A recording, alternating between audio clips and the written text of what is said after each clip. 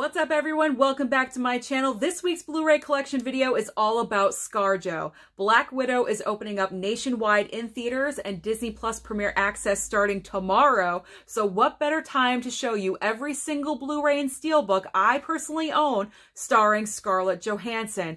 I love her. She is definitely in my top 5 actresses working today. I think she's extremely talented, so I'm excited to show you what movies of hers I have in my collection.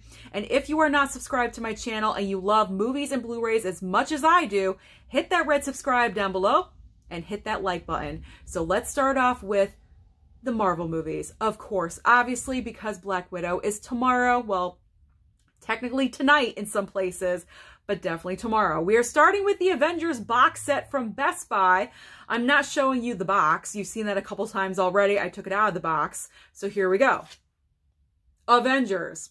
Kind of plain. That's all right. There's really nothing on the back, just the 6 logos of the original 6 Avengers. So that's pretty in blue. Age of Ultron is my favorite Steelbook. Not my favorite movie, but my favorite Steelbook in this box set. I think it looks absolutely incredible. Love that.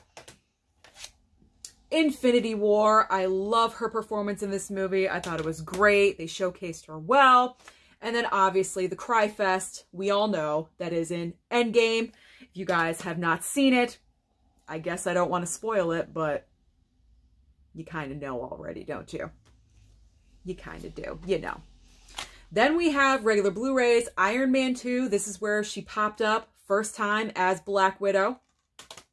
Kicking ass and taking names at the very end. Age of Ultron Blu-ray. Or no, that's original. Original Avengers Blu-ray, sorry. Original Avengers. Then we have Age of Ultron, sorry. Then we have Infinity War. And obviously, Avengers Endgame with the slip. Yes, I do double dip, and I have no shame. If I'm into something, I do not mind double dipping. Then we have Captain Marvel. But wait, was ScarJo in Captain Marvel? Yes, she was. In the post-mid-credit scene, whatever you want to call it, she was in there. So technically, she was a part of Captain Marvel, so that counts.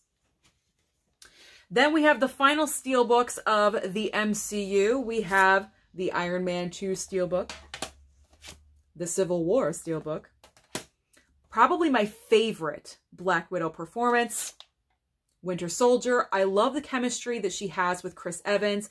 It's very much a brother-sister kind of vibe, how they get along, but that they're bickering, and then they're fine again, and then they're fighting to the death. I love it. I think it's a great movie. Probably in my top 5 of MCU, I gotta be honest.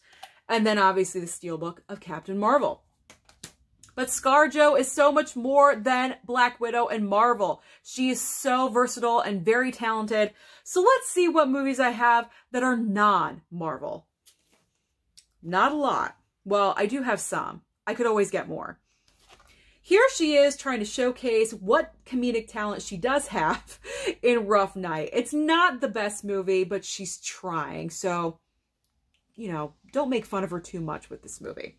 At least she's putting in an effort, and I can appreciate that. Then we have He's Just Not That Into You. She was opposite Bradley Cooper. I mean, can you picture a hotter couple? I really can't. I mean, she dipped her toe into the rom-com arena.